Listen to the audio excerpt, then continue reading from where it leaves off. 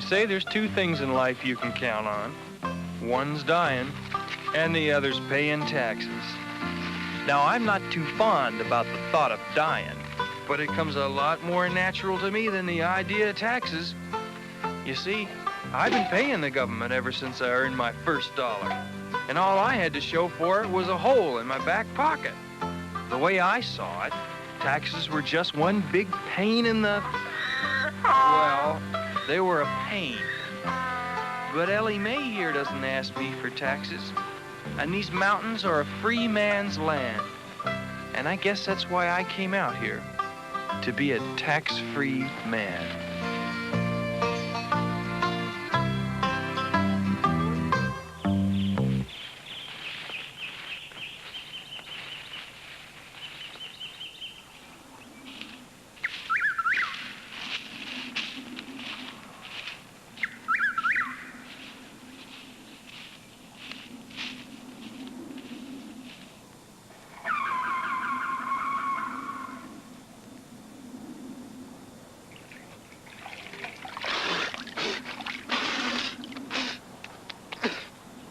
Around here, a man could hang for what you're doing. Well, what did I do?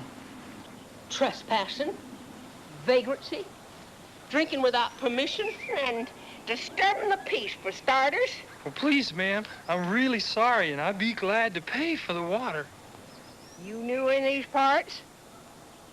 My name's Will Rankin, and I come out here to get away from the taxes that I had to pay back home.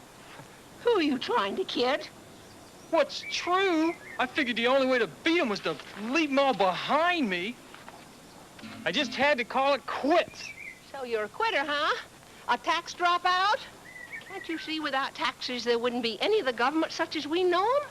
And there'd be none of the services that these governments provide for us. Well, so what? So I bet you don't even know what a tax is. Well, I do so. A tax is a sum of money that we have to pay to our government. The amount we pay is based on our salaries and our purchases and where we choose to live. That's part of it. But most tax money is also used to pay for things that we demand as citizens. Well, I never asked for anything. Bet you did. You and lots of other folks down through history. You see, back in the old days, when our country was young, few taxes were needed. But as our country grew, so did the affairs of government, and so did our tax bill. People kept demanding more services, like better armed forces to defend our country and property with, and new roads to drive the newfangled vehicles on. But everything we wanted had a price tag attached, and that meant higher taxes.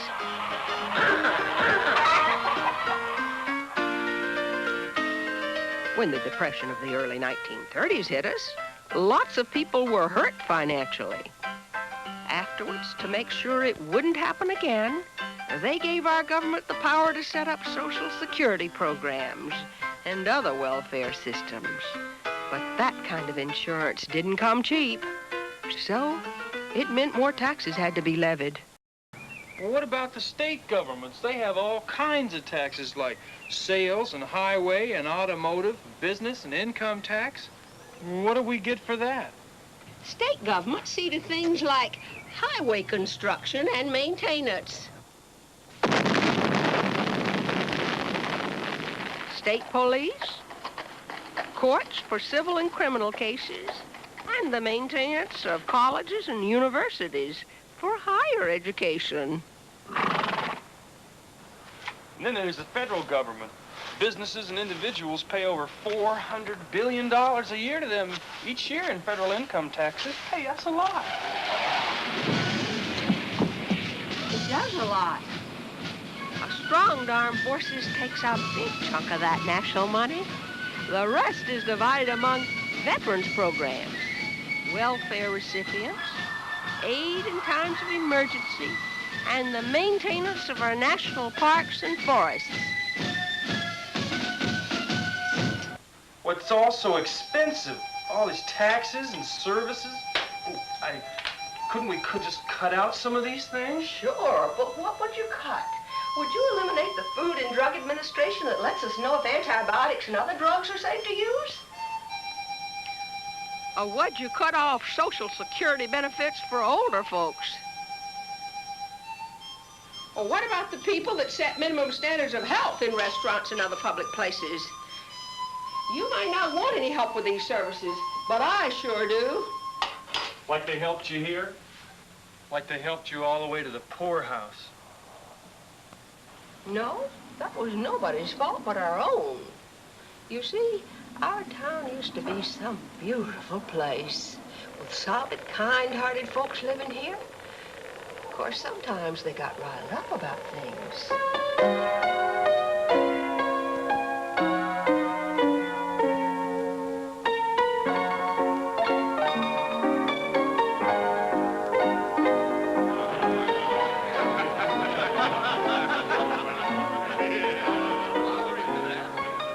And just like you, our townsfolk got pretty fed up with paying taxes. So one day, they decided they weren't going to pay anymore. Well, boys, what do you say? All those in favor of boycotting taxes, say aye. Aye. Opposed? No! That settles it. The ayes have it. That's how it started.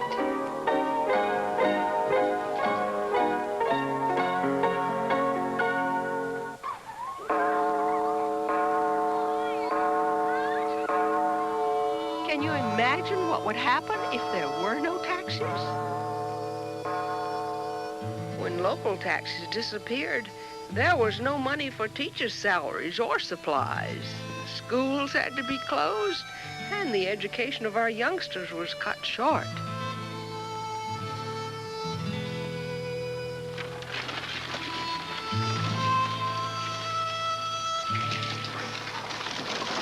And when it rained, there was no money to repair the streets with, let alone to build new ones.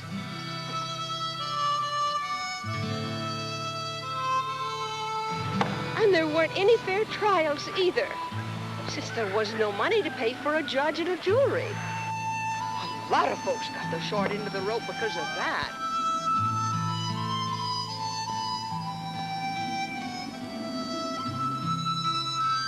I used to live in this house, but do you know what? One day it burned down. It probably could have been saved, but because we had no tax money for a fire department, it got leveled along with half the town.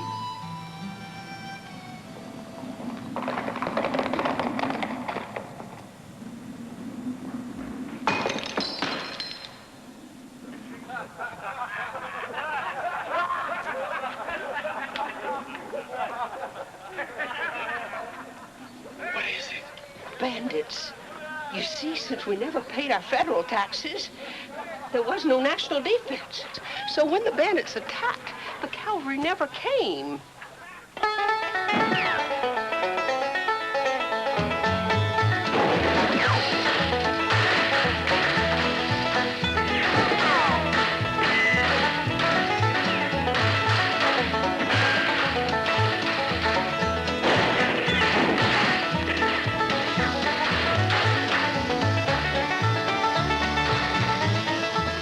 Taxes pay for disaster relief, too?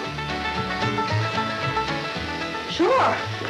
And the fact is, the taxes provide us with the services that we demand as citizens. And if we want those services to continue, we have to pay for them.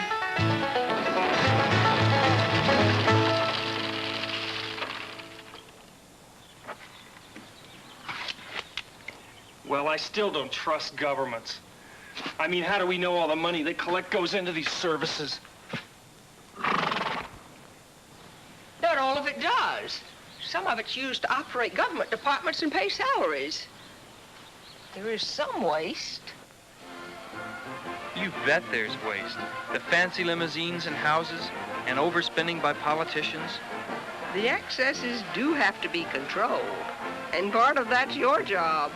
If you're not happy the way your tax dollars are spent, then make your voice heard by voting for those people who will give you what you want. Tell me, did you vote in the last election? No, but I guess I should have. I'd say you've got some thinking to do, Will. You've got to ask yourself, Do you want to live in a ghost town and wander around the desert? Or do you want to live in the real world? Well, Ellie Mae, all those in favor of the real world, say aye. Opposed?